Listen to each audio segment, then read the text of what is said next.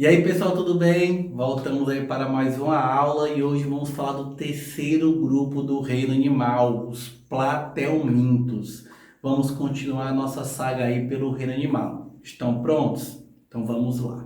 Quem são os platelmintos, né? O nome platelmintos vem do grego platis, que é plano, achatado, e helmintos, que quer dizer vermes, ou seja, vermes achatados. Os animais que fazem parte desse grupo têm um corpo totalmente plano. E para eu me diferenciar dos quinidários, eu tenho que ter criado algum processo evolutivo. E qual foi o principal processo? Serem triblásticos. Vamos comentar um pouquinho sobre isso. Na figura ao lado eu vejo vários exemplos de platelmintos, desde aqueles que são parasitas até os que têm vida livre. Quais são as características básicas dos platelmintos?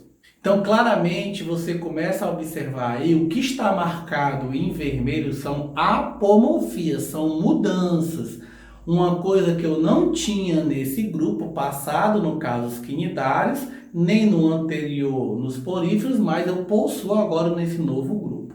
E a primeira novidade foi aí uma simetria bilateral. Eu não tenho mais aquela simetria radial, eu tenho agora dois lados iguais. Se eu partir o indivíduo no meio, eu tenho dois lados idênticos. Outra novidade do grupo é possuir cefalização em alguns indivíduos. Nem todos os indivíduos têm cefalização dentro desse grupo, mas já é uma grande novidade a formação de uma cabeça onde futuramente eu vou ter um cérebro.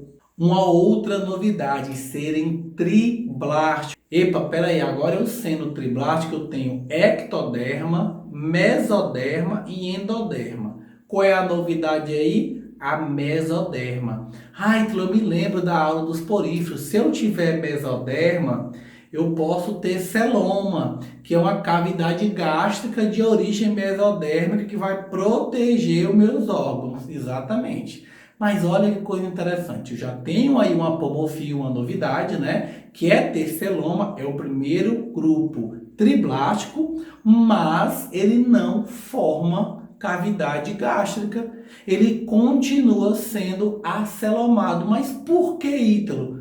Olha o nome do grupo, platelmintos, corpo achatado. Eles são tão finos, tá? Que caso ele possua algum órgão ou algum melhoramento de um órgão, eu não vou ter uma cavidade protetora, porque não dá, não cabe, eu não tenho espaço para isso, eu sou muito fininho. Então eu continuo sendo um indivíduo acelomado. Então, ter celoma não é uma novidade, não acontece, tá? Mas sim, ser triblástico é uma novidade. O primeiro orifício que eu tenho no corpo dele é a boca, então eu sou um animal protostômico. Até agora, nenhuma novidade, e nem vamos achar uma novidade nos próximos grupos, pelo menos a princípio, tá certo? A grande parte dos invertebrados são protostômicos. Eu tenho boca e muitas vezes nem ânus eu tenho. Basicamente eu tenho três classes de divisão dentro dos platelmintos. Eu não vou aí, não é meu interesse primário, tá? É focar dentro dessas classes do ponto de vista de detalhes, tá? Eu vou dar exemplos dessas classes. É o grupo da classe dos tubelares. E quem é que faz parte dele? A planária. A planária é um ótimo exemplo de platelminto. É um platelminto de vida livre, achatado, com alta capacidade de regeneração, e ele vive aí, né, como um indivíduo saprófico em águas doces, se alimentando de restos de animais e folhas. Eu tenho a classe Trematóide, quem faz parte dele é um platelminto, que nós vamos falar nas próximas aulas, tá? No caso aí é a esquistossoma mansoni, que causa uma doença conhecida como esquistossomose, e é interessante, né, que há um dimorfismo sexual dentro do grupo. O macho, ele é grande, né, parece uma bananinha, e a fêmea ela é fininha, parece uma lombriga. E olha que coisa interessante, a fêmea ela vive dentro do macho, literalmente. O macho abre a barriga, a fêmea entra, ele fecha a barriga e protege a fêmea, e ela vive praticamente quase toda a vida dentro do corpo do macho. Na figura aí ao lado você pode observar, né, meio avermelhado, né, amarronzado o macho, e meio esverdeado a fêmea. Você observa que a fêmea está, né, incrustada ali no corpo do macho. E por último eu tenho aí a classe Cestoda, né? Quem é o representante da classe Cestoda? Taenia solio, ou então Taenia sarginata, um parasita intracelular conhecidíssimo. Nós já encontramos, né, espécimes desses indivíduos em múmias lá no Egito Antigo. Eu ia mumificar a múmia, ela tinha, né, um parasita, que no caso era a tênia, e eu acabava mumificando esse parasita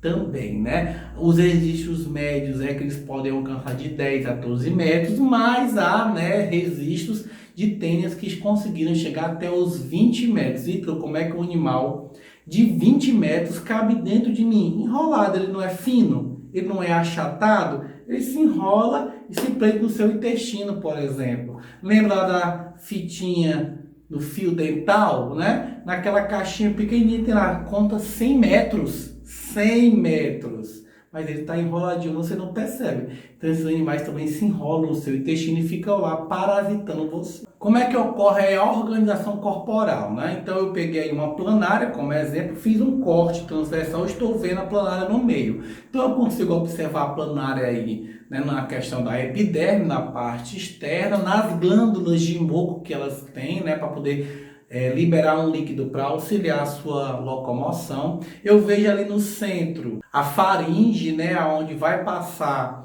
o alimento, o trato digestivo dela. Aqui na lateral eu vejo dois cordões nervosos que vão percorrer todo o corpo do animal. E eu consigo observar que esse animal não tem espaço interno, né? Não tem, é tudo preenchido, sinal que ele não tem celoma. Tá? Então você vê que os órgãos e as poucas protuberâncias que eles têm, elas são todas, né, bem aglomeradas e bem unidas. Então vamos para os processos digestivos. Como é que esses animais comem? Vai depender um pouquinho da classe, tá? Eu vou pegar aí a planária como exemplo. A planária, ela é um animal saprófico. Então, a partir do momento que ela acha um pedaço de carne, ela vai ficar sobreposto a esse alimento. Ele tem essa faringe, né, em um orifício que eu chamaria de boca. Ele libera essa faringe, libera um líquido digestivo. Esse líquido digestivo corrói o alimento que ela quer, né, obter, e ele vai chupar esse alimento como um canudo. E você observa que todo o corpo do animal segue o intestino. Então eu tenho um intestino por todos os locais. Por quê? Porque ele não tem sistema sanguíneo. Eu tendo o intestino espalhado por todo o corpo do animal, auxilia a distribuição do alimento, do nutriente pelas células corporais. E o que é isso na cabeça dele? São olhos? Não, são ocelos. Mas lembra olhos? Sim, lembra olhos. Mas lembra que aqueles ocelos, né, aquelas manchas ocelares, certo? Lá nos quinidários não percebiam claro e escuro? Aqui do mesmo jeito. A questão é que essas manchas estão melhorando, elas se movem, né? Então, eu além de perceber claro e escuro, eu consigo perceber movimento da luz, direção, se ela está vindo da frente, se ela está vindo de trás. Então elas são fotossensíveis, elas se movimentam e ajudam esse animal, por exemplo, a observar alguma presa, algum alimento que ele queira encontrar. Se eu pegar no caso aí da Taenia solio, que é um parasita intraintestinal, ele nem usa a boca para se alimentar. Esse animal está com a boca, o escólis grudado no intestino, tá? E onde é que vem o alimento? Do alimento que passa pela pele. A alimentação dele é cutânea. O alimento que passa digerido pela pele e toca na pele da tênia, ele absorve e esse líquido absorvido vai para o intestino dele. Sistema excretor. Olha que coisa incrível. Eu tenho o primeiro animal a ter um sistema excretor, tá? Ítalo, ele tem anos? Não, ele não tem anos. E o que é que ele possui? Um conjunto, como você pode observar na figura. O que é que ele possui? Um conjunto de células chamadas de células flama ou solenócitos, depende da espécie, porque pode ter um flagelo ou um conjunto de flagelos. Então eu tenho uma célula flagelada ligada a túbulos, tá? Depois que eu passo pelo processo de digestão e absorção do alimento pelas células, o que resta vai passar por um líquido corporal desse animal chamado hemolinfa. Esse líquido vai percorrendo esses túbulos excretores, vão passando pelas células flama, os flagelos vão captando como se fosse um filtro, tá, o alimento. Quem já teve um aquário vê que as bombas de aquário fazem com que a água do aquário passe por um filtro onde tem uma lã, e com o tempo aquela lã vai ficando fética, suja, porque todo o alimento em suspensão fica preso. Aí você tira a lã e lava, não é verdade? Aí é muito semelhante. Só que em vez da lã, eu tenho cílios. Então o alimento vai passando, o líquido vai passando, vai prendendo a sujeira ali e ele vai excretando a sujeira pelos esses tubos que vai saindo pela pele. Então eu tenho aí um futuro rim, tá? Eu tenho aí o primórdio, nascimento dentro do grupo do reino animal do meu futuro rim, que são as células flamas. E eu também tenho aí o aparecimento do primeiro sistema nervoso, tá? Eu tinha, entrou mais os quinidários. E eu tenho agora o aparecimento do primeiro sistema nervoso centralizado, com a cefalização. Então, tu não falou que os quinidários tinham cordões nervosos, tinham nervos? Tinham, mas ele não tem uma cabeça. E o que é aquilo ali na água viva? Não. Eu não vou ter um conjunto de nervos que vão se centralizar no local. Não tinha isso nos quinidários. Agora eu tenho. Se você prestar atenção na figura, eu tenho dois cordões nervosos longitudinais que vão se encontrar formando lá dois glândulos na cabeça. Ou seja, eu tenho o primeiro indivíduo cefalizado com cordões nervosos formando os glândulos encefálicos. O que é que será esse futuro glândula encefálico? O teu cérebro. E o que é que será esse futuro cordão nervoso? A tua coluna vertebral. Então eu tenho uma formação simplista desse indivíduo que já percebe o ambiente, calor, frio, para futuramente formar um indivíduo muito mais complexo. Sistema reprodutor, como é que esses indivíduos se reproduzem, tá? De cara, a maioria deles são hermafroditas, ou seja, ele tem vagina, né? Ele tem ovário e ele tem um apêndice peniano ou ele tem testículo, tá certo? Então eu tenho os dois aparatos.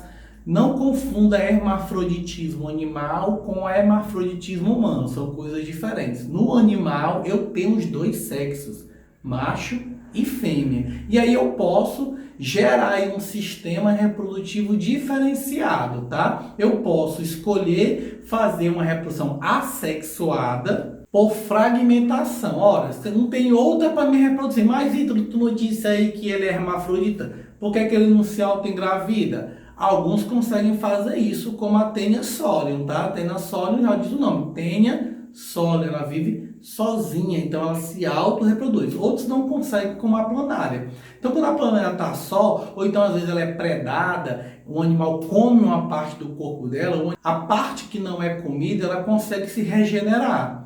Ou então, se ela se cortar no meio, de propósito, tá? Eu vou já ter duas planárias, como você vê na figura. Então, se eu cortar em... eu tenho 3 planárias. Se eu cortar em 4, eu formo 4 planárias. E se eu picotar? Aí você tá de brincadeira, né? Se você macerar o animal todo, não. Mas se você cortar até 10 pedaços, de uma vez eu consigo formar 10 planárias. Olha que interessante. Cortes laterais. Porque se eu fizer um corte longitudinal da cabeça para a cauda, ele não consegue se recuperar. Por quê, Ítalo? Porque você dividiu o cordão nervoso em 2. Ó, o cordão nervoso vai da cauda para a cabeça. Se eu cortar assim, eu dividi os cordões, 2 lados, tá? Mas se eu cortar assim, os cordãozinhos continuam com um par, só que em pedaço. Aí eu consigo me recuperar.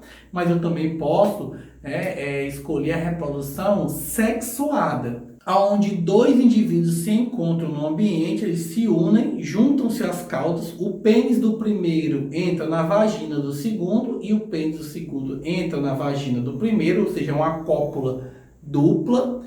Ambos trocam material genético, se fecundam. Então, após a reprodução, eles se afastam, procuram um local, uma plantinha, formam um casulo, colocam os ovos fecundados lá, aguardam uma semana e desse casulo nascem novas planárias para disseminar aquele ambiente geneticamente diferente dos pais, já que teve uma fecundação cruzada. Bem, essa foi nossa aula de platelmintos, mas espera aí, não se preocupe, eu não esqueci de nada, tá? Na próxima aula eu vou estar falando de doenças platelmínticas. Eu preferi falar só do grupo agora, para o vídeo não ficar muito longo, e no próximo vídeo a gente vai falar de doenças causadas por platelmintos. Então, até a próxima aula.